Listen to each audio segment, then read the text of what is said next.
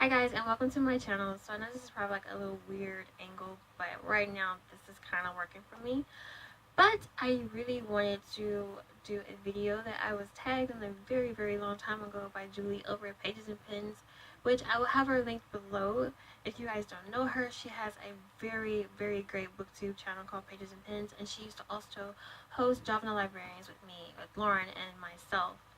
And so she created this book tag called the Labyrinth book tag, and I felt like this would be a good video to kind of do like as an icebreaker, because now that I'm able to film videos for you guys and still kind of play around and find my groove with it, I thought that this would be a nice little icebreaker. So I have you guys this way because I'm actually looking at my computer screen over here, and I'm going to just read off the questions.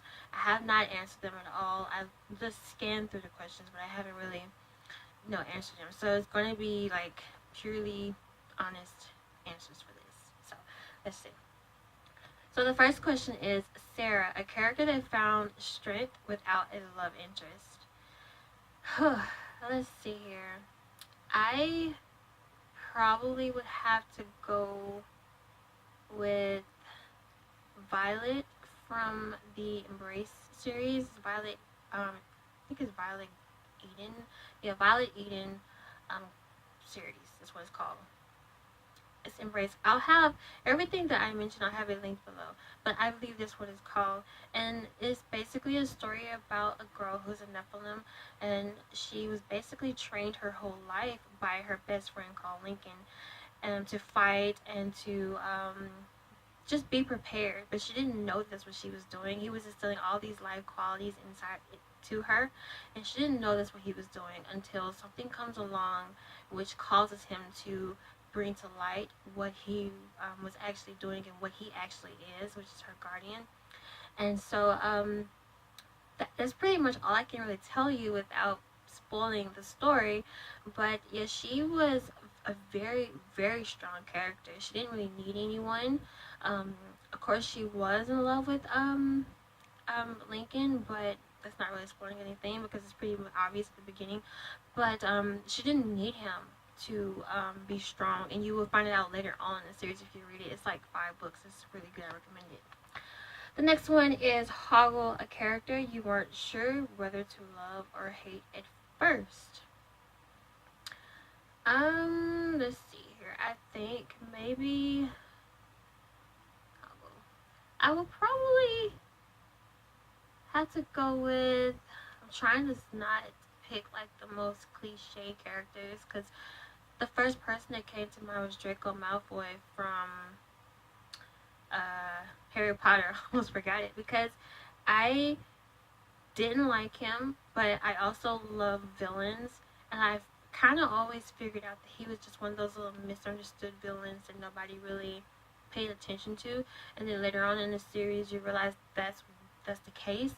And so I didn't know if I really wanted to hate him or love him. I guess I really didn't want to have a question, an answer like that. But he was the first person to come to mind with that. So I guess I just have to go with that one. 3. Ludo, a character almost too innocent to be real. I would say, trying to see what did. Okay, that is one of my favorite book boyfriends, which is Gavin from the Pulse and Collide duology by Gail McHugh. And the reason why I say that is because he's just so perfect. He's like the perfect boyfriend that you would want. Like anytime the main character Emily went through anything, or when it had hardship and something, he always knew what to say to make her feel better and all this other stuff. He was perfect. And it's almost too good to be true. And even in Emily, in the second book, she was even asking him, like, are you even real? Because nobody does this anymore. No. So, yeah, I'll have it linked below because that's a really good new adult novel that you should read. Check it out. Didymus, a clueless character you either hate or love.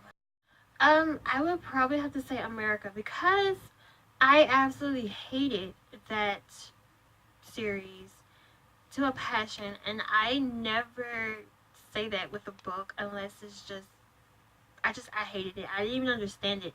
And I feel like that's a character that you either you love or you hate. And I feel like she was just so clueless, and she was because of she didn't really understand Maximilian's feelings toward her, and she just was leading him on and all of this stuff. So I'm with that crowd that just like ugh, enough talking about her. We're gonna go over her. Jareth, a villain you can't help but love. I have a bunch of those because villains are my heart. I love him, love them. I would say, let's see if I can narrow this down because I have a bunch of them. Probably Cole from the Labyrinth trilogy. He wasn't, like I said, my villains are, the misunderstood villains, the one that don't really get enough credit. They didn't get love when they were little type of villains. And Cole, even though he wasn't like all the way human, he was, I forgot what they call him, but he was the thing that feeds off of life. And he was a rocker too. So that was, yeah, I like Cole is a good one. He was, I don't know, it was just something about him. He was in love with the main character, of course. What YA book doesn't have that in there? And he would go underneath, which is called Everneath, and he wanted a queen, and he was going to go through any matters or means, whatever, to get his queen, which was Nikki. And so, yeah, he was the villain, but later on, it's a really bittersweet series, and later on, I'm just like, oh my gosh. That's all I'm going to tell you about that. A lot of these books are I can only give you like very vague synopsis of them because they are series, and I don't want to spoil them for you, so, yeah. Number 6, Fire Dancers. What secondary character really got on your nerves? I would go with Tariq from, the title is escaping me. Oh my god, the title is escaping me. I said, I just don't like love triangles, and I feel like he was trying so hard to get into their relationship, and yeah, I needed him out the picture quick, fast, and in a hurry. 6, Fire Dancers. What secondary character really got on your nerves? Okay, so he's not really a secondary character, but he is in the second book, which is Tamlin.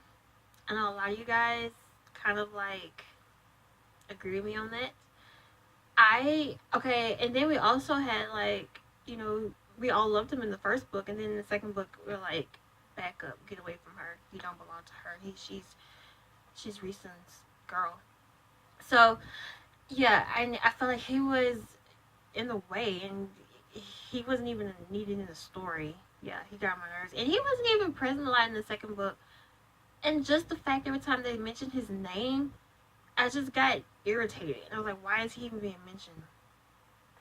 Okay, number 8. No, I'm sorry. Number 7. A book of plot twists you never saw coming. Back to book 6, number 6, which was A Court of Thorns and Roses and A Court of Mist and Fury. I did not see the ending of Empire of Storms coming whatsoever, and I'm definitely not going to tell you the story about that because book 7 comes out in October, and there's so much stuff going on, and I will definitely spoil you, but if you're ready, you know exactly what I'm talking about.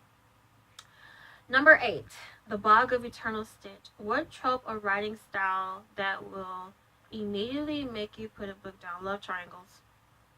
And it's a love triangle where the main character does not know who she wants. I can see a love triangle with he or she knows exactly who she wants, and you just have this other character that's pining for it. But if you have a love triangle with the character trying to play both sides, I can't stand it whatsoever. I don't like it. I mean, especially if the main character is with another character, and then the other character is with somebody else, and the main character gets upset. That drives my nerves. That's part of the reason why I did not like the Selection series, because that's exactly what America did with Max and Aspen. I hated it so much, and I wanted to throw the book, throttle, do something. I just hated it with a passion. Number 9. Okay, I can't even say this. Oubliette? The Oubliette? I don't know. What book or series you will never finish? I try hard to finish book series when I start them because I always am very optimistic. Okay, maybe the first one wasn't good, maybe the second will be good. But one I guess that I will probably not finish is the Sweet trilogy. Well, I think that's not a trilogy anymore, I believe. I think a 4th book is added. And it got kind of redundant later on in the series, and I liked the first one and I liked the second one, but it just kept being repetitive, you know, and I just said I'm not gonna finish it. I really feel like I'm not missing out on anything. They're basically the offspring of the 7 deadly sins, and that's really it. I feel like the story wasn't going to go anywhere because the second one was just basically repeating the first one, so I'm not going to finish that one. The 13th Hour, which is number 10. What book kept you up all night, or did you read in one day of sitting? So the book that first come to mind is the Clockwork Prince. Is that the first one? I think that's the first one. No, Clockwork Angel. Clockwork Angel was the one that I read in one day because my mom had to go to the hospital and we were there a very long time, and that was the only book I had on me, and I read the whole thing in one day. And you all know how thick those books are, like 600 something pages, and I read the whole thing in one day. It was a lot, and yeah, I read it, and I felt everything after I finished reading it, and I immediately had to get the second one, but because I read this one so fast, I had to wait a good amount of time for Clockwork Prince. Yeah. Number 11. Crystal Balls. What book do you wish the main character had a crystal ball so they could avoid miscommunications? I would say back to the Pulse and Collide series. In book 1, which is Pulse, I really wish that the main character, Emily, had a crystal ball because all she had to do was communicate, and she didn't, and she paid a price. I mean, things worked out in the sense in the second one, but I really feel like if she would have just was true to herself and just basically communicated, things would have gone a lot smoother. And so I really feel like she was a character that just really needed a do-over with everything. Literally everything. Number 12. You have no power over me. What book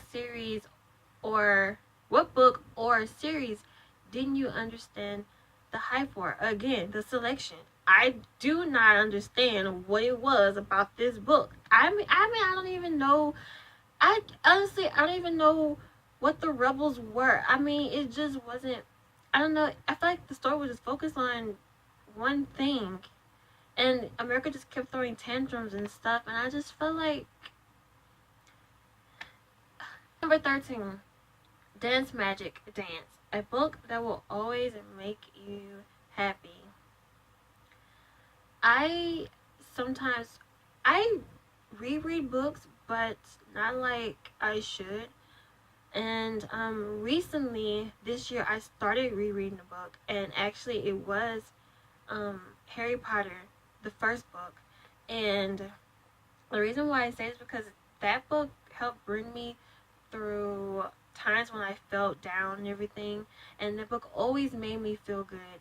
And I hadn't read that book since like way back when. I think I was in high school. When I picked it up this year, everything that I felt when I read the book the first time, I felt it this time going around reading it, and it made me feel really good, you know, because it brought back good memories and bad memories and things I overcame and all of that stuff. And I know if that book did that to me, now I know a while later it'll do the same thing, and that's something that I always look for in books. So that is all. I was tagged in this video, but I really, if you feel like you will want to be answer these questions video, boom, you're tagged. you can link your questions and your answers in the comment bar down below, and I would love to read what your guys' answer. And Julie, thank you for tagging me. Please don't charge it to my heart. I know this is taking me a very long time to upload this video, but I did enjoy reading it. Well, I'm sorry, I did enjoy answering these questions. Hope to see you guys again soon. See you again in my next video. Bye.